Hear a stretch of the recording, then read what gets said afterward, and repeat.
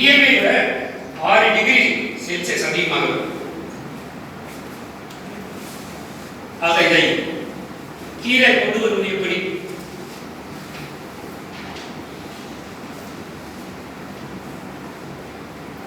அதற்கடுத்து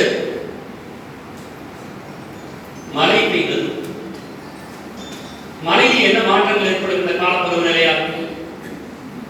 1951ஆம் ஆண்டிலிருந்து 2015ஆம் ஆண்டு வரை இந்தோ கங்கை சமவெளி மற்றும் மேற்கு தொடர்ச்சி மலைகளில் செய்த ஆய்வில் இந்த காலகட்டத்தில் மட்டும் 6% அளவிற்கு சராசரி மழை குறைந்திருக்கிறது.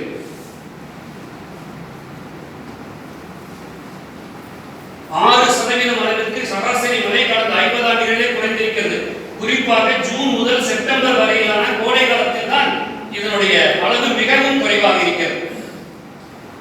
வெப்பமண்டலத்தில் ஏற்படும் கதிர்வீச்சுகள் பூமியின் வடக்கு அரைக்கோள பகுதியை அதிகமாக பாதிக்கும். அதாவது பூமத்திய ரேகை. நந்தினி இந்த கேள்வி கேட்கிறோம், ஏமா பூமத்திய ரேகை எந்த பக்கம் போகுது? இதுல யாரு ஹிஸ்டரி படிக்கிறவங்க? முபாரக் சொல்லிருக்கீங்களா? இந்தியாவோட வரைபடத்தையே பார்த்துட்டு இருக்கிறீங்க, தமிழ்நாட்டினுடைய வரைபடத்தையே பார்த்துட்டு இருக்கிறீங்க. எந்த மாவட்டத்துல எதை பிடிக்கலாம்னு சொல்லி பூமத்திய ரேகை எங்க போகுதுன்னு கேட்டா சொல்ல மாட்டேங்கிறீங்க. யாருக்கு தெரியும் பூமத்திய ரேகை? வக்கீலம்மா சொல்றேன்மா, பூமத்திய ரேகை யாருக்கு தெரியும் எங்க போகுது?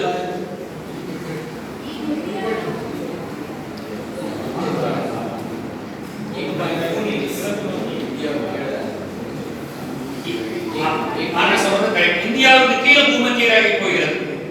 ஆக இந்தியாவுக்கு கீழே பூமத்திய ரேகை போகிறது என்று எடுத்துக்கொண்டால் இந்த பூமத்திய ரேகைக்கு மேலதான் உலகத்தில் இருக்கக்கூடிய 75% நிலப்பரப்பு மக்களும் உயிர்வாழிகள்.